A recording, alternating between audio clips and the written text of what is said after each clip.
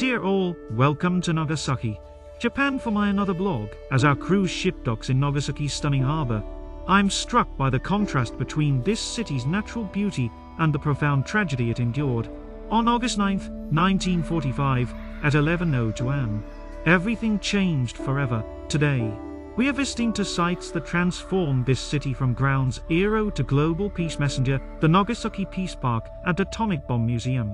This won't be an easy visit, but it may be the most important one we make. Through these sacred spaces, we'll hear the voices of survivors, see artifacts frozen in time, and confront hard truths about war's consequences and peace's price. Nagasaki's tranquil harbor belies its tragic past. On August 9th, 1945, at 11:02 am, an atomic bomb changed everything. Today we visit the Peace Park and Atomic Bomb Museum, not as tourists, but as witnesses to history. These sacred spaces preserve memories we must never forget. The peace statue's powerful symbolism, one hand warning of nuclear threats, the other offering peace. Nearby, the Fountain of Peace bears heartbreaking pleas from victims dying of thirst. Thousands of colorful paper cranes, inspired by Hiroshima Sudoku, represent hope rising from tragedy. Each flutter in the wind whispers never again. The museum's frozen clock marks the exact moment devastation struck. Personal artifacts tell unbearable stories as students melted longbox. A warped rosary fused to bone. Survivor videos describe shadows burned into stone steps. Modern displays compare the 21 kiloton bomb to today's weapons, some 1,000 times stronger. A real-time nuclear arsenal tracker shows 12,000 plus active threats. The simple hypocentre marker belies the 7,000 degrees Fahrenheit heat that vaporized everything nearby. Yorikomi Cathedral's reconstruction symbolizes resilience, its scarred Virgin Mary statue standing vigil over both destruction and renewal. Ordinary homes now surround this sacred ground, proving life's persistence. Nagasaki teaches us civilization is fragile but the human spirit endures. As nuclear threats grow, these memorials transform from tombstones to classrooms. Peace isn't passive, it requires our active choice. Honor the victims by learning their stories, supporting disarmament, and valuing every moment of peace we share. 13,000 nuclear weapons still exist. Share this story, support peace organizations. Subscribe for more meaningful journeys. Together, we can build the future Nagasaki's victims dreamed of. As we stand in the shadow of Nagasaki's tragedy, we are faced with an undeniable truth. War does not discriminate, but peace must be chosen. The atomic bomb that fell here did not just take lives, it erased futures, silent stories, and left wounds that still ache decades later. Yet from these ashes rose something extraordinary. A city that refused to let hatred define it, and survivors who turned their pain into a global cry for peace. To every person listening, in every corner of the world, peace is not a privilege, it is a right and a responsibility. It begins with the choices we make every day to listen before we judge, to build bridges instead of walls, and to remember that no ideology, no conflict, no weapon is worth the cost of a single human life.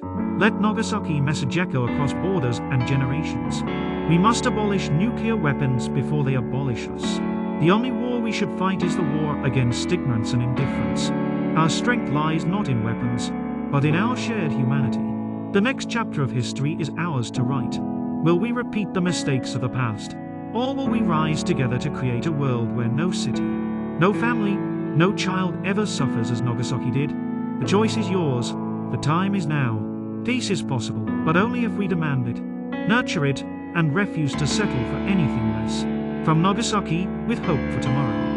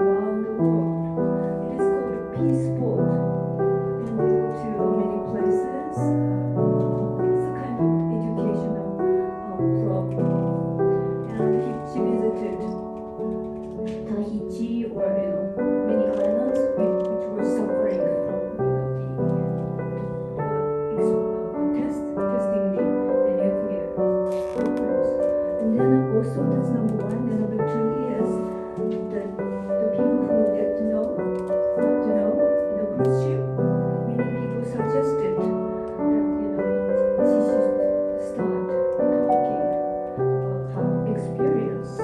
And she first thought, I don't have the experience of talking in front of people, so kind of hesitated.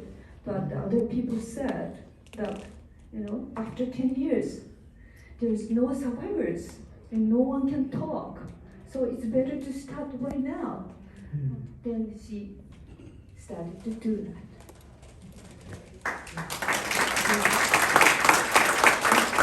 Thank you very much.